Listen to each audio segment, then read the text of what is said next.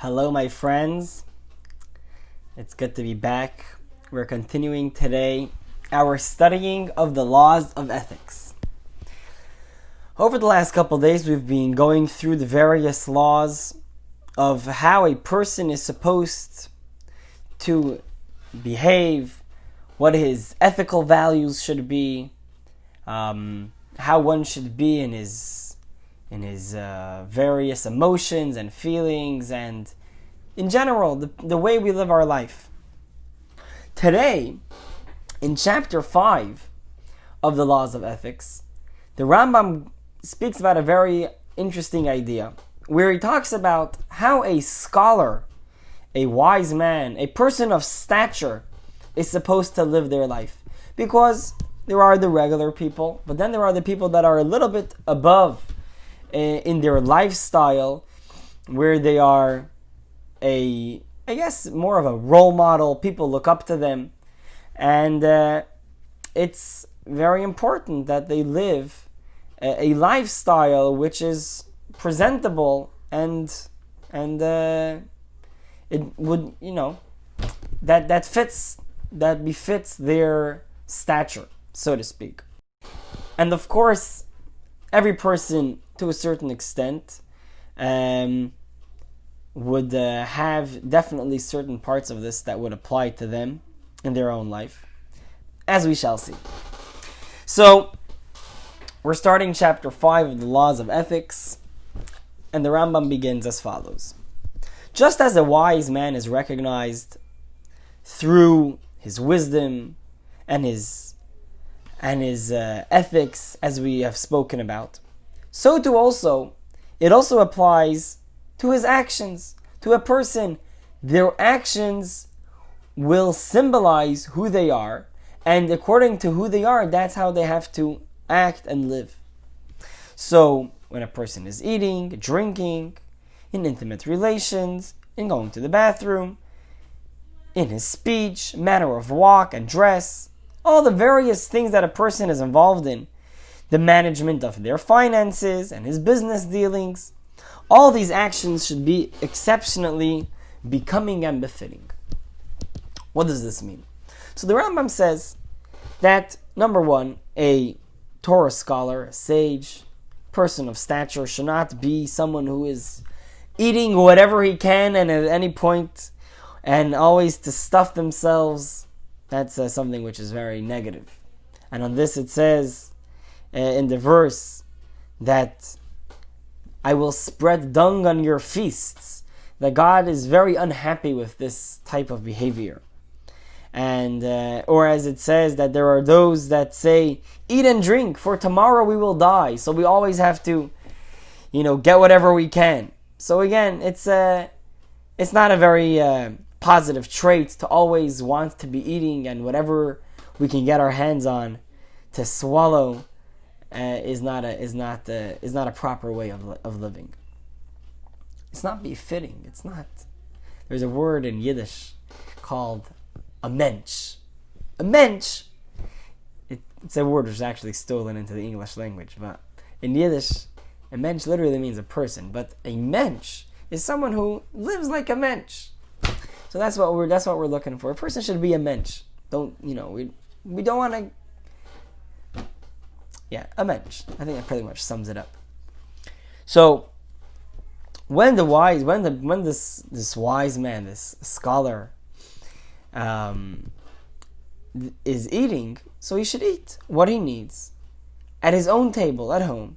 He should not be walking down the street in the marketplace and eating a sandwich. That's not very nice. He's a person who is getting respect from others. He should respect his stature. So therefore, he should live a lifestyle that befits that. He should not be sitting with with the regular simple people, so to speak, and eating, and partying with them. And even in general, even to eat with other wise men or other, people, in general, is something which is, I would say, frowned upon. And we find that the righteous and pious of old have always, there are those that never partook in a meal that was not their own at home. If there were certain situations where there was a mitzvah, for instance, a wedding or a brit milah, when there is a dinner which is a mitzvah, so then they would partake in that. But on a general level, a person eats at home, not in the public eye. So again, this is not applicable to every single person. No one is saying that you're not allowed to go to a restaurant. But the idea is that a person of stature should live up to that title. When this wise man will drink wine, he should only drink enough to soften the food in his stomach. To become drunk is a sin. It's shameful. And if it's in front of other people, he desecrates God's name. And even, in the afternoon or during the day, just to drink wine for the fun of it, again, is not a positive thing, unless it's with food, which then it's not a big deal. But that's in general, in regards to food and drink. Then he moves on to another topic. A person's wife, a man's wife, is permitted to him at all times.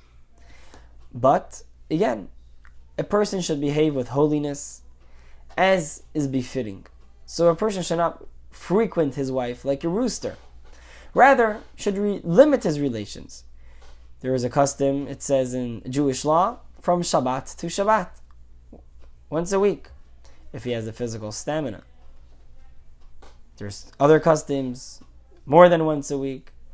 Every person depending on their situation, of course. There's no one size fits all.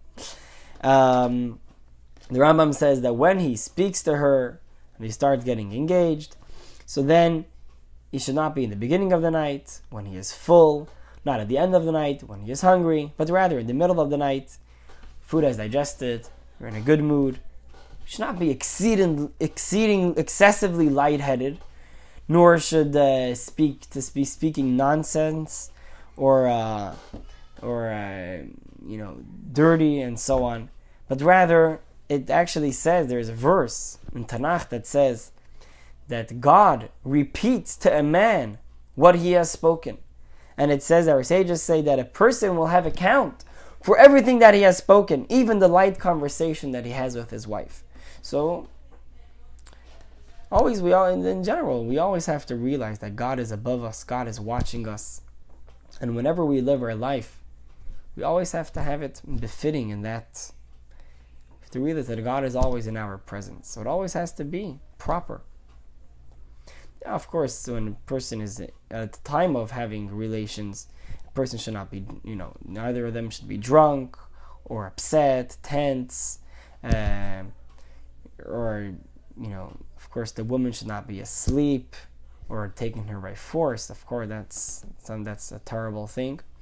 Rather, it should be with mutual consent and joy, and it should be in a very nice, peaceful way, that they should be relaxed, and he should be modest at the time, and that's in general the idea of the idea of having intimate relations in Judaism is a very, very special time. It's a very holy time. And it's supposed to be done in the proper way, in a holy way, and in a modest way. So that's an important note, an important idea.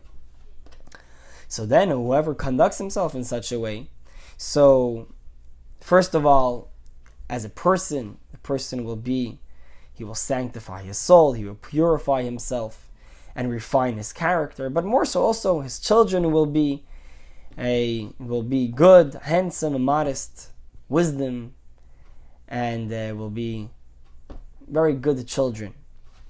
But on the other hand, the Rambam says someone who doesn't, so then his children won't be like that, not necessarily. In general, we find that the idea of modesty is a very important concept in Judaism. There's definitely a highlight on modesty. And when we're talking modesty day-to-day life, so back in the day there wasn't there weren't bathrooms in the same way we have today, restrooms in the house with a door to lock and go in and so on and so forth, but rather they were either going out in the field or in the forest, etc. And there was also a lot of laws of modesty in regards to that. A person should walk away, not to be within hearing distance or eye distance, so that he shouldn't be seen in a non-modest form, and that applies to the day or the night as well. So in general, that when we're talking about modesty, so also when going to the restroom, that's also a very important idea to note. And he continues speaking about the way of the lifestyle of this Torah sage, of a person of stature, of how he should live his life. So a person should not shriek while speaking like an animal, or in general, to overly raise their voice. Instead, to speak gently to all people. And he should not stand too far away from the person who he's speaking to, so that he shouldn't seem as if he is haughty and looking down at that person. But rather, he should greet people in a very kind way. He should be the first one to greet them. And he should judge every person in a good, light, favorably way, and never to shame someone, but rather to have love and peace and pursue it. And if he continues in such a way, so then it's going to be good, and people will enjoy his presence, and that's a very positive thing, because he is a person who is representing Torah study and godliness, and it's very befitting. But if he's talking to someone, he's trying to impart a certain idea, and he's trying to maybe tell someone to do something, and he sees that his words are not having a good effect on them, so then he should stop talking to them. He should realize that sometimes it's a place to talk, sometimes a place not to talk, and he should always want to bring peace, and in certain times he will realize that it's a place where, although he's trying to help out, and although he's trying to do a positive speaking to someone, it could be that he's actually having the opposite effect. For instance, if someone is upset, someone's very mad, so don't try to relax him right now, because right now he's upset. So by trying to take away his anger when this person is very, very upset, it's not the time and place for that. You should wait, and after that, once the person relaxes, then he can speak to him. Similarly, when a person takes a vow, he should not ask him about why he's taking the vow. Or if a person a relative has passed on, you should not try to comfort them right at the moment of the death, but rather wait a little bit, and only then. And this applies in every case, and in general, you should always speak with wisdom, in a kind way, and should not be lightheaded or in the marketplace hanging out with women. So that's, in general, it's a thing. So I see we have a question coming in over here. What does the Rambam say about treating your pets and animals? I always take care of my dog before myself. So that's actually a law. It doesn't come up over here in this chapter, but he does discuss this idea in other places. It's actually in the Torah that a person has to feed their animals before eating one himself.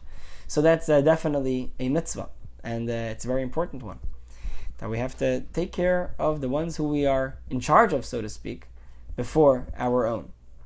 Actually, he does mention a similar idea a little bit later, where he talks about how a person is supposed to wear clothing, and what type of lifestyle in regards to how he should dress himself and what type of food he should eat.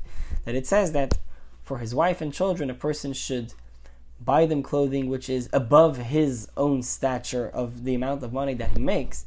But for them, he should buy them very beautiful clothing. But for himself, he should just buy regular clothing according to his stature. So that's actually interesting. But But in regards to animals, so then definitely, yes, if a person has a dog or a cat or whatever, so then it's actually very important mitzvah that we should feed them before we feed ourselves. He continues on by saying that a sage should never walk straight up and erect, nose up. That's not a very positive trait. It's a very haughty way of walking, or walking toe to heel in a very haughty manner.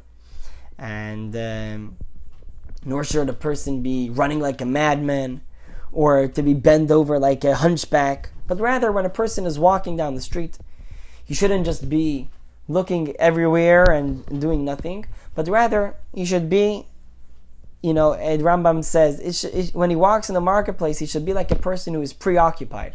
He's busy. He has something going on in his head. He's not an empty-headed guy.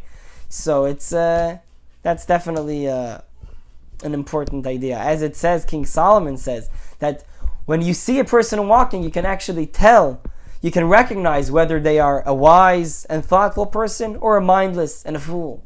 Because as he says, when a person is walking and his mind is empty, he proclaims to all that he is a fool.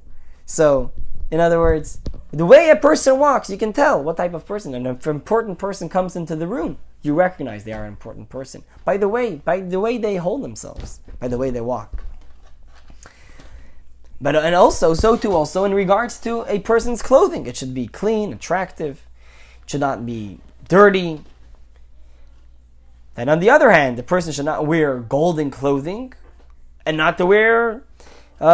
should not wear very ripped clothing or disgraceful clothing, but rather normal, nice, middle range. He should not be wearing see-through clothing or exceptionally sheer linen. He should not be dragging on the ground, because it's also a form of haughtiness. But rather, it should be normal length clothing. And so too also in regards to shoes. Shoes shouldn't be with holes or with many mended patches. Back in the day, they had leather shoes, always. So they would always keep on fixing them. They were expensive. So, at a certain point, the shoes are over, they're over. So too also, he shouldn't go overly, to be perfumed or put perfume on his clothing or in his hair. But, obviously, deodorant, and he says, actually, to put perfume on his body to take away a bad smell. So then that's definitely allowed. But just in order to smell good, he's not here to stick out, so to speak. Similarly, he should not go out at night on his own, so as to there should be no suspicion of immorality or anything like that, unless he has a set time that he goes to. He has a study partner, or he has a specific place where he has to be, and he goes there on a basis where people know where he's going. So then that's all right. A Torah sage should manage his financial affairs in a proper way.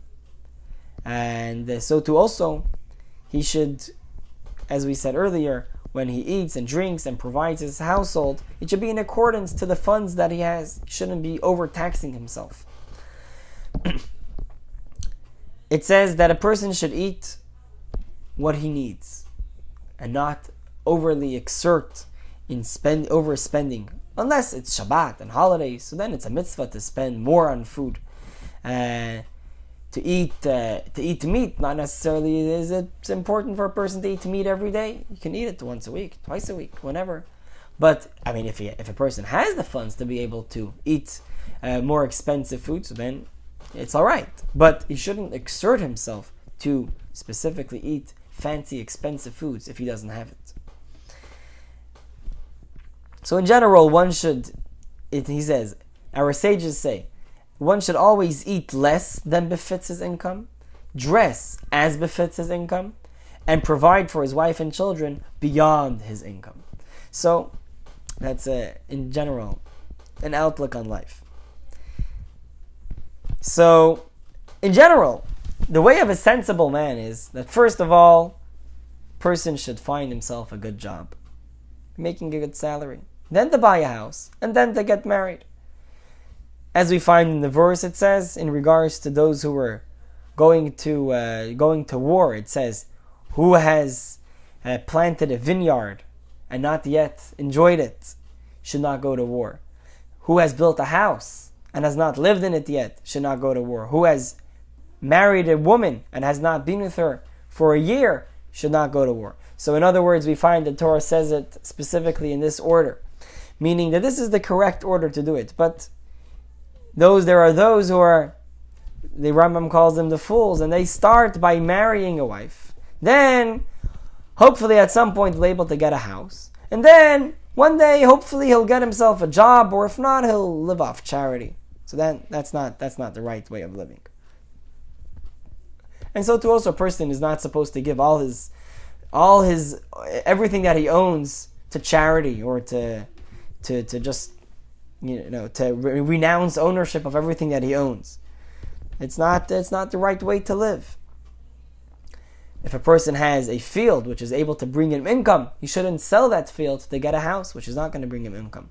If he has a house, he shouldn't sell his house in order to buy movables. In other words, trade. Because then, if he doesn't have a house, he has lost this financial asset. But in the opposite is good. If he's going to sell some asset, some of his trade, some of his things that he has to buy a house, that's a very positive thing. Or if he's going to be able to buy a field, something that's going to be able to generate him money, that's definitely good. And in general, a person should never have just a short-term outlook, a short-term view. Always look to be able to have in the long term. Don't have enjoyment right now, but in the future you're going to lose out because of it. And in regards to a person's business dealings, it should always be with honesty and good faith. And in a time when the answer is no, the answer should be no. And if the answer is yes, then he should say yes. In other words, never to lie, never to exaggerate, so on and so forth. So he should always, if he's buying something, he should always pay immediately. He shouldn't be a guarantor or take things as a deposit, or act as a debt collector for a lender. In general, it's not of his stature to do that. In general, he says as follows, and this is how he completes this chapter, is that a person in his life should always be the one who is being humiliated and not the one who is humiliating others. A person should be the one who is always looking to do good, and that everything that a person does, it should be in a form where God can look down and say, this is my servant, as it says in the verse, this is my servant Israel, through whom I will be glorified. In other words, wherever we go and whatever we do, we should always realize that we're representing God. And whatever we do, people are always looking at us. Whether it's a person of stature, or in general, as a Jew, or as a human being. People are looking up. They're seeing this person, wow, he did something so nice. Or, this is horrible. What a terrible person. And we're going to be the one who's going to make that impact. The positive one or the negative one. And this is what the Rambam tells us today in the Rambam, in our daily chapter. That we should always be aware of our actions and always live a positive life, and a life with good impact, and a life which is befitting for a child of God. And with that, we complete chapter 5 of the Laws of Ethics. God bless you all, my friends. Have a very good day, and we will be in touch.